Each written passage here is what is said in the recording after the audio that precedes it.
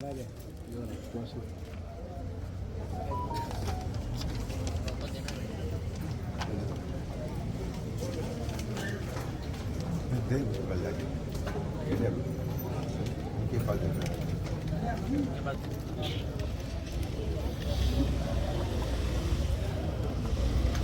पण नव्हता ना माझ्याकडे, त्यामुळे मी सर्व जवळ गेला भैया.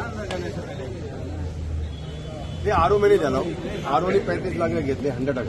आता पण दादागिरी चालू त्यांच्या समोरची. डायरेक्ट बोलणं चालू. क्या कहेंगे आज आप चुनाव में कशा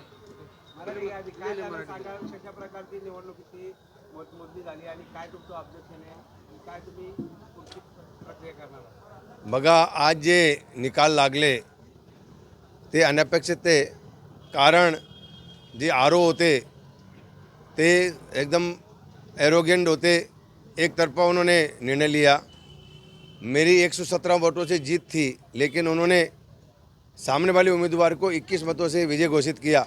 मैंने फिर मतमोजनी के लिए आग्रह किया, लेकिन आरो ने फिर मतमोजनी न करते हुए सामने वाले उम्मीदवार के प्रेशर में आके उन्होंने मेरा जो फिर मतमोजनी का आग्रह था उन्होंने फेटाल दिया. और मेरे को जो आदेश दिया है वो आदेश भी गलत तरीके से दिया है. जब वो घोषणा कर रहे थे तभी मैंने आक्षेप लिया था कि भाई मेरे को मतमोजनी का निर्णय है, मेरे को मान्य नहीं है और आप ये मतमोजनी है फिर मतमोजनी होनी चाहिए. तो उन्होंने मेरे को आग्रह किया कि आप एक लेखी दो. तो लेखी जब मैंने दिया तब तक 23 नंबर प्रभाग की गिनती चालू हो गई थी. तो बोले 23 नंबर की गिनती हो जाती है उसके बाद में आपको हम लोग निर्णय देंगे. लेकिन वो पहले से मैनेज थे. कारण कि जब उनका मैंने नीतीश इनकर के फार्म पे ऑब्जेक्शन लिया था, वो मेरे पास पूरे पुरावे, वो आदमी अनलीगल बांध काम के अंदर संलिप्त है. उसको 2 नोटिस है महानगर पालिका की, उसकी अंतिम निर्णय है, पंचनामा है, सब उसके विरुद्ध में होते हुए भी उस समय भी ये जो है खामकर बोल के जो आरोप है उन्होंने पार्सलिटी की और उसका फार्म बचाया. और मेरा स्पष्ट आरोप है उस समय भी उसने 35 लाख रुपया नीतीश इनकर से लिए. और आज का भी ये घटना है कि आज जब मैंने फिर मतमोजनी की मांग की तो उनको डर क्या था? डरने की आवश्यकता नहीं थी. वो आदमी को फिर मतमोजनी के सामने जाना चाहिए था. लेकिन आरओ ने मेरा आग्रह न सुन के और मेरे जो ऑब्जेक्शन था, आज भी उसने डिसीजन ऐसा ही दिया है कि आपने समय पे ऑब्जेक्शन नहीं लिया.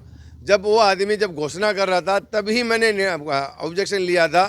तो ये कहीं न कहीं खामकर जो है इसमें संलिप्त है और पैसा लिया है. ये जो है चुनाव है वो मतलब फेयर नहीं है. ऐसे अधिकारी जो है, ऐसे अधिकारियों को चुनाव अधिकारी बनाया, वो वीडियो है. देखा जाए तो वीडियो को चुनाव अधिकारी नहीं बनाना चाहिए, प्रांत को बनाना चाहिए. लेकिन पता नहीं चुनाव आयोग की क्या मजबूरी थी, ऐसे अधिकारियों को दिया. और मैं आपके माध्यम से मांग करता हूं कि फिर मतमोजनी होनी चाहिए. और इस फिर मतमोजनी में यदि मैं हारा तो मेरे को कोई दुख नहीं है. कारण चुनाव के इलेक्शन में हम जाते हैं तो एक तो जीतना और एक हारना है.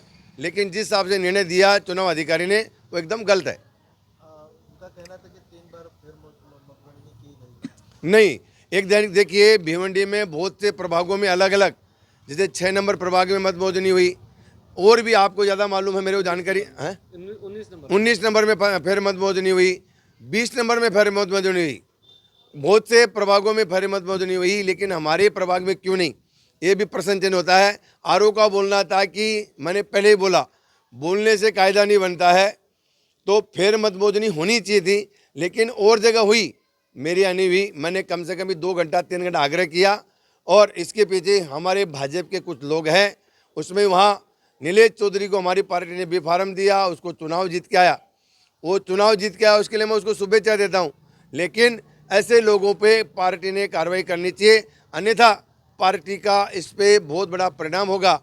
और देखिए, मैं संघ का स्वयंसेवक हूँ, मैंने भाजपा का कुछ खाया नहीं है. मैं संघ का स्वयंसेवक हूँ, मैं संघ का ही काम करने वाला हूँ. और आने वाले समय में मैं कुछ निर्णय लूँगा मेरे कार्यकर्ताओं से पूछ के कि क्या करना चाहिए, उस हिसाब से मैं आगे चलूँगा. आगे क्या आपका फैसला रहेगा आपको? मैं कल का कल ही ये विषय में कोर्ट जाऊँगा.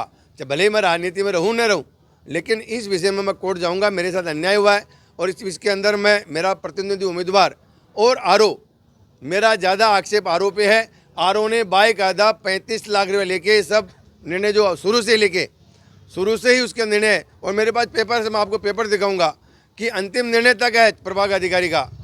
प्रभाग अधिकारी ने बाकायदा नितेश नामदेव वनकर के नाम से अंतिम निर्णय है कि उसने अनलीगल बांध काम किया है।